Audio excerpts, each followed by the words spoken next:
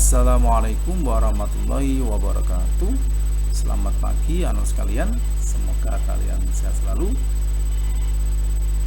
Anak sekalian kelas 6 yang dicintai oleh Allah Subhanahu wa taala. Sebelum kita mulai pembelajaran, kita berdoa terlebih. Berdoa dimulai. Berdoa selesai. Anak sekalian, Pak Guru akan menyampaikan materi SPDP. Nah, di dalam tema itu ada 5 materi anak-anak. Yang pertama PPKN, Bahasa Indonesia, IPA, IPS, SPDP. Nah, ini Pak Guru diberi tugas menyampaikan materi SPDP. Jadi Pak Guru fokus pada SPDP saja ya. Di KD 3.4 dan 4.3 ya, ini nanti kita lihat. Nah, kita awali langsung anak-anak ya. Di sini tentang patung. Ini LKS kalian Pak scanner ini ya. Patung ya. Kalian tentu pernah melihat patung Garuda Pancasila. Akan tapi tahukah kalian apa yang dimaksud dengan patung? Patung adalah, di sini Pak Aris garis bawah ya. Patung adalah pemaparan ekspresi, gagasan pokok dan ide dalam bentuk karya seni rupa 3 dimensi yang merupakan tiruan dari bentuk manusia dan alam. Nah, ini ya, menggunakan berbagai teknik, yaitu teknik khusus. Ada banyak teknik ini, ada pahat, cetak, membutsir, dan konstruksi. Jadi patung ini pemaparan ekspresi, jadi ekspresi yang diciptakan oleh seorang seniman berupa karya seni 3 dimensi, termasuk karya seni rupa ya, patung ini. Nah, langsung saja ini fungsi patung. Ini secara umum fungsi seni patung tidak terlepas dari tujuan diciptakannya patung.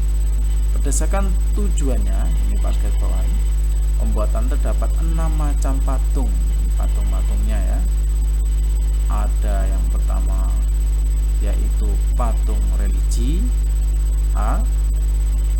Ini ada patung monumen, patung arsitektur, patung dekorasi, patung seni, dan patung kerajinan. Jadi kalian, Pak Guru tidak akan membaca satu persatu ini ya. Mungkin Pak Ars akan menjelaskan secara umum saja.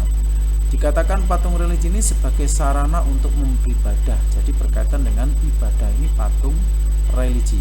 Kata kuncinya untuk beribadah. Nah, ini atau bermakna religius.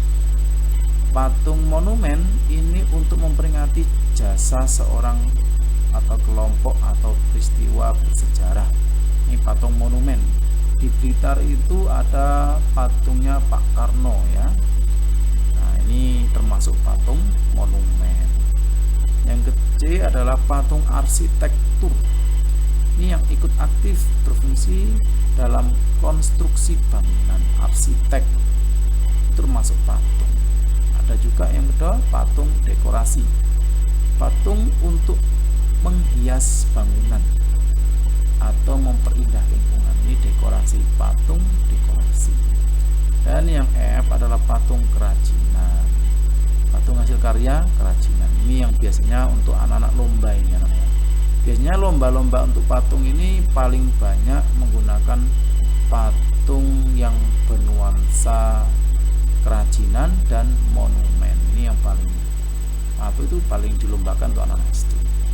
Yang kedua, jenis dan corak patung. Ini ada coraknya ya. Yang A, ini patung dada. Adalah penampilan karya seni patung sebatas dada ke atas, bagian kepala saja. Patung ini sering disebut juga dengan patung baste. Jadi kalau patung dada ya hanya sebatas sampai dada saja. Ini seperti foto itu ya, foto kalian itu kalau di foto dia dada ke atas itu ya, kepala. Nah, yang kedua adalah patung torso. Patung torso ini adalah karya seni patung yang penampilannya hanya menampilkan bagian badan dari dada, pinggang, dan panggul, atau patung manusia yang tidak mempunyai kepala, tangan, dan kaki. Coba kita lihat, torso ini tidak mempunyai kepala, tangan, dan kaki. Jadi hanya yang penampilannya hanya menampilkan bagian badan dan dada, badan dan dada. Ini patung torso. Nah, C adalah patung lengkap. Nah, penampilan karena lengkap ya semuanya ada. Penampilan karya patung ini lengkap, artinya patung ini terdiri dari seluruh anggota badan, mulai dari kepala sampai kaki. Ini nama patung lengkap. Jadi ada 3 ya anak ya, patung dada, patung torso, dan patung lengkap. Ini bahan-bahannya. Bahan membuat patung banyak sekali. Bahan patung dapat dibedakan menjadi 3 jenis bahan. Ada bahan lunak, ada bahan sedang, ada bahan keras. Kalau patung lunak, yang dikatakan lunak ini empuk dan mudah dibentuk, misalnya tanah liat, lilin, dan sabun. Sedang ini tidak lunak dan tidak keras, contohnya kayu waru, kayu sengon. Yang keras ini adalah kayu dari batu-batuan seperti jati, senokeling, kayu ulin, kayu batu-batuan atau bahan batu-batuan lain, batu-batu macam batu ya, granit. Alatnya untuk membuat patung ini, untuk membuat patung pasti ada alatnya. Yang pertama, ini tekniknya adalah butsir. Ada butsir ini, teknik alatnya butsir ini alat bantu untuk membuat patung yang terbuat dari kayu dan kawat. Butsir digunakan untuk menghaluskan permukaan patung. Jadi butsir itu alatnya untuk menghaluskan, terutama yang berbahan lunak.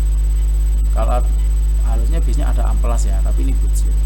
Meja putar, ini meja untuk membuat patung dan dapat digerakkan dengan cara diputar. Mungkin bisa untuk memudahkan dalam mengontrolnya. Pahat, ini ada teknik apa itu pahat, gunakan untuk mengurangi atau membentuk bahan batu atau kayu. Dipahat atau diukir ini ya. Yang kedua dicetak, yang terbuat dari bahan gips. Kegunaannya adalah untuk mencetak karya patung. Jadi kata kuncinya untuk ini ada butsir, meja putar, ada dipahat, ada dicetak. Gitu. Untuk tekniknya yang lain, teknik pembuatan patung, ini teknik pembuatan karya seni patung disesuaikan dengan bahan yang digunakan.